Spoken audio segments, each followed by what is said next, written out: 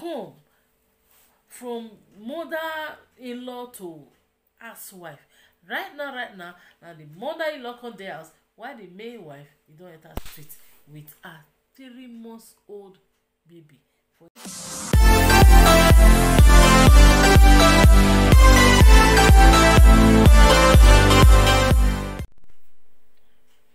Hi guys, welcome back to Amebo Gist TV. Good morning, good afternoon, good evening. I greet you all according to your time, depending on any time you just come across my channel for the first time. Support your girl by hitting on that subscribe button and put on the post notification bell so you always dey get my ogbonge matter, and as I dey drop am waka, you will be the first to check it out. So guys, today my darling people, una know say tori no dey finish now. E no dey finish, another one don come, and this tori if na you be the wife, the husband to this woman, wetin you go do? And if na you still be the wife to the elderly man, wetin una go do? Oya, this matter na for married couple. Woman wey go say e don marry, emi ti gbeginigbe, na wetin dem dey see be this. Woman wey go say e don marry, abeg e no care again, anything can happen, na wetin dem dey see, na be this you. Sit down, eat your popcorn, dey watch, pull ear down. No let anyone miss from this video. No fast forward am, so you go dey hear all the ogbonge matter how e take down happen, where e from start, or seke wey ne yaya gbelekuwaye. Come hear matter. So kind matter dey wey you go hear this house. I would say like, how on earth with all these things, where dem for dey happen? But they do, yes now, una know na, they happen. So this matter wey come today, e heavy, e make kokoko for ear, e make nyenyenye for head, e make gigigi like this for the two side. But wetin we go do? Wetin we never will hear for this era of social media, no even to their side again. Well, sure, all even go my own there. Nothing we never hear before, but e get some way you go still hear. You say, Jesus, which demon, devil enter so person body? Now be this video when I bring today. Like this very video, I waka meet am somewhere, and as I take waka meet am, I say now wow, now wow. This na mother-in-law wey be say e just dada himself from Nigeria dey come for this our obodo oyibo, come do omugwo. From omugwo e talk to iyomo, unexpected iyomomo. This lady wey we dey talk so to start with, she's close to her 50s. She don dey go 50. Her daughter wey dey for abroad, so things dey happen. Open your eye, trust no one. Her daughter wey e born, wey make her come from Nigeria come do omugwo. Her own pikin omo no be her own daughter. Wetin happen? According to the story, for where I for see am from the reliable source, because I no dey wan carry all those kind of news wey be say I no get the facts. Person wey e happen to, reliable source, na im knack am for my head. E say when this man don dey for abroad, this man don dey for abroad for this obodo oyibo for long. E say e dey find wife o, all those kind wey dey say ihueweboma, ihueweboma. E come go Nigeria, come go marry a wife come. As he marry the girl come, really, the girl no dey here. It was very nice. The girl na the most loyal woman wey say him don see. The girl was really nice, loyal and respectful to the husband.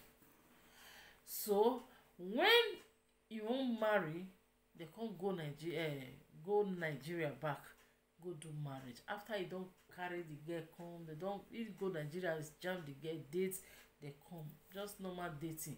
So since when they abroad, they communicate. Not until when she ready say im dey go Nigeria go do marriage. Na there im nightmare start from the mother. As e reach house, when im mama see say na dis kind sobobo boy, hey, azonto boy wey get 6 pack, e carry front, e carry back, e get everything. Olila no. Na im mama say, "Omiye, onesu obo my darling. If I no one or in a him."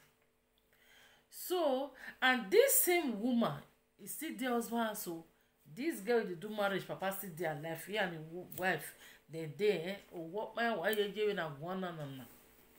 So he say na so he come take do marriage. Now from the day when he carry her come take do marriage, when they prepare, he say na the mother fall in love with the guy. Hey Jesus, things dey happen.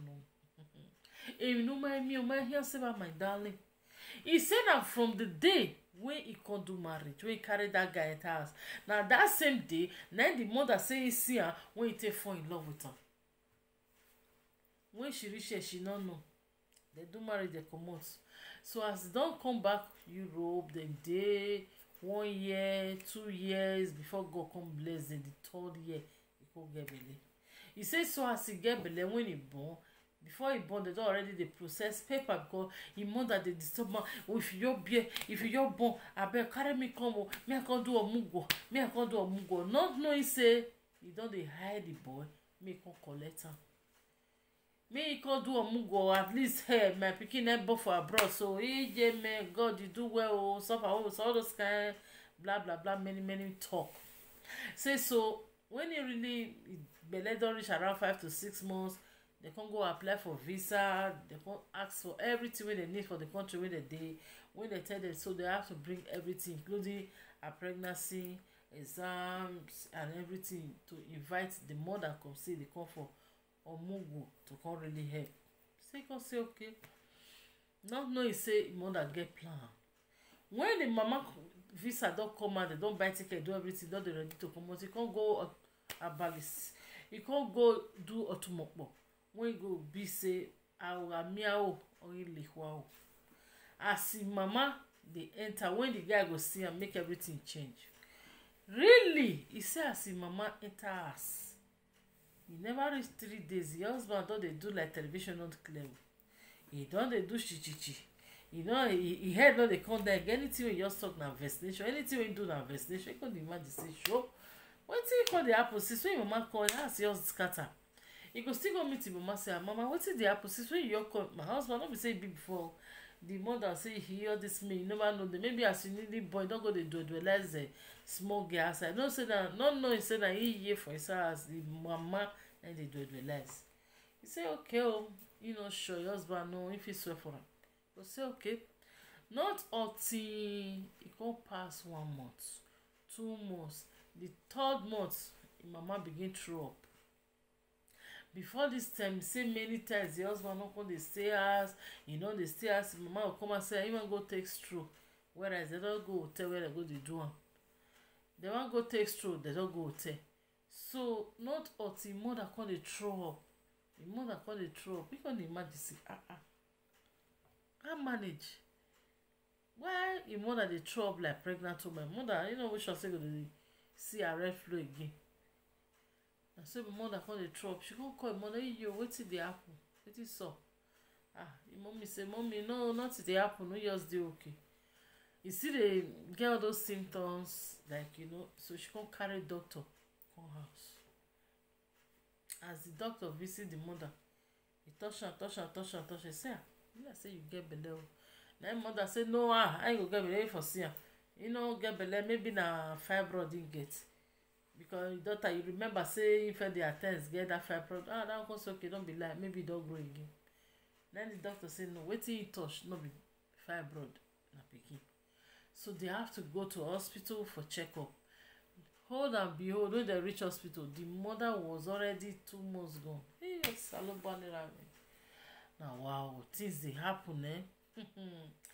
The mother, then she come ask her, "Hey, you, my darling, mother, how manage how it happen?" Then mama say, "She which kind of sense question they ask me? Not be husband that live for us fire comot." Just say, but you know say you be done the same maybe you don't need again. How come? Because say no, maybe this one just come you need, and this one abroad. You go your born for abroad.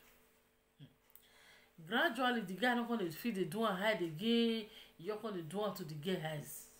When they can't jam the first, they say ask, hey, mama, what is this up? And he said that what you ask you, na so you'll be, na so you'll be. You don't talk to a women. The mother don't talk to a mate too. They don't begin to drag his son-in-law. The son-in-law say na the mother he can't love. He don't need the girl again. The mother-in-law say he don't already carry okra for the son-in-law. He not be his son-in-law again. Now na his husband. They call Nigeria. Your husband for her say he see me see wahala. He talk and say the juju, the way he take dress, the way he take the body take shaka. She was up to something when they go this journey. He tell her say make it be no go. You know, so that they want to take one scatter a pikin house. Now as we dey talk, the mother dey house while the guy he don drive 3 months old pikin follow him wife comot. Ah God, sometimes you just dey imagine say, oh God, you know, just strike some kind evil people as they dey plan am. Right now as me I dey talk to now no say no I'm about memo gerenia. Una know say this matter if Nigeria happen to wetin that is I don't know. I dey try get something straight, get something clear here when I don't feel really understand. Like, how come from mother now as we dey talk, the mother dey house while the guy he don drive 3 months old pikin follow him wife comot. Ah God, sometimes you just dey imagine say, oh God, you know, just strike some kind evil people as they dey plan am.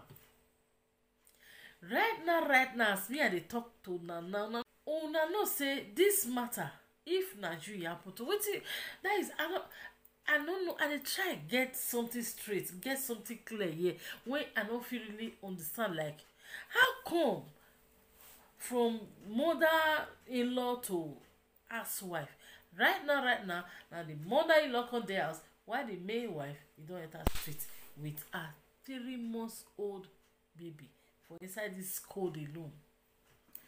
Now this one na she come cry come and say utumega isokokabo nonya oigwetu. So my darling people, and this one na be the tori wey we carry come. Abeg, your comments dey very important. Leave your comment on the comment section below, and in case you dey yet now you never subscribe to Amebo Gist TV, we are here. Hit on that subscribe button and put on the notification bell. Make you for dey see all the tori mama as they come out. Now no say tori no dey finish, and as they come out knacker, that's why they drop off on a chaka. Abeg, hit your popcorn, hit your suya. No we got 20 download. That's it. They watch on now. They leave those amazing comments. So see you all on our next video, and bye bye.